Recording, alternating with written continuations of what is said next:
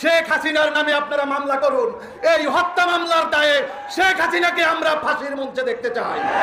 শেখ হাসিনা নিজে নির্দেশ দিয়ে আল্লামা দেলোয়ার হোসেন সাঈদীকে হত্যা করেছে।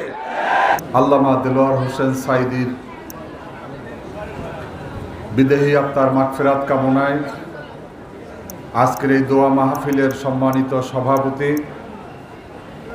পিরোজপুর সদর আসন থেকে 2018 সালের নির্বাচনে প্রতিদ্বন্দ্বিতাকারী আল্লামা সাঈদী সাহেবের সুযোগ্য সাহেবজাদা শামীম বিন সাঈদী, উপস্থিত জাতীয় নেতৃবৃন্দ, স্থানীয় নেতৃবৃন্দ, সাংবাদিক বন্ধুরা, বিভিন্ন এলাকা থেকে আগত ভাইরা, আসসালামু আলাইকুম ওয়া রাহমাতুল্লাহি ওয়া বারাকাতুহু।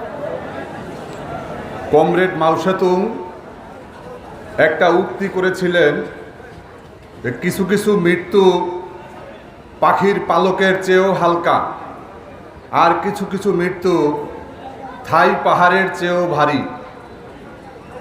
আজকে আপনাদের এই প্রতি বক্তব্যের ভিতরে আপনাদের যেই ধ্বনি, আপনাদের স্বীকৃতি প্রমাণ করে যে আল্লামা দেলোয়ার হোসেন সাঈদীর জীবন ছিল, তার মৃত্যু ছিল থাই পাহাড়ের চেয়েও অনেক ভারী।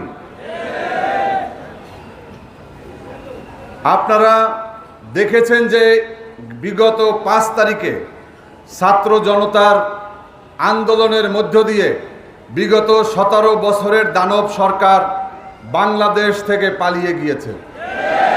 এই শেখ হাসিনা বলেছিল যে বঙ্গবন্ধুর কন্যা নাকি পালিয়ে গিয়েছে, বঙ্গবন্ধুর কন্যা পালায় না। আজকে বঙ্গবন্ধুর কন্যা কোথায়? আজকে হিন্দুস্তান চলে গিয়েছে। এই হিন্দুস্তান হচ্ছে ওদের ঠিকানা। বাংলাদেশের যত গুম হয়েছে তাদেরকে পাওয়া গিয়েছে কোথায়? সুখরঞ্জন পালিকে পাওয়া গেছে কোথায়? আমাদের বিএনপির স্থায়ী কমিটির সদস্য সালাউদ্দিনকে পাওয়া গেছে কোথায়? শেখ হাসিনাকে পাওয়া গেছে কোথায়? এই সমস্ত গুম, খুন, অপহরণ সবার ঠিকানা হচ্ছে ওই ঠিকানা ইন্ডিয়া।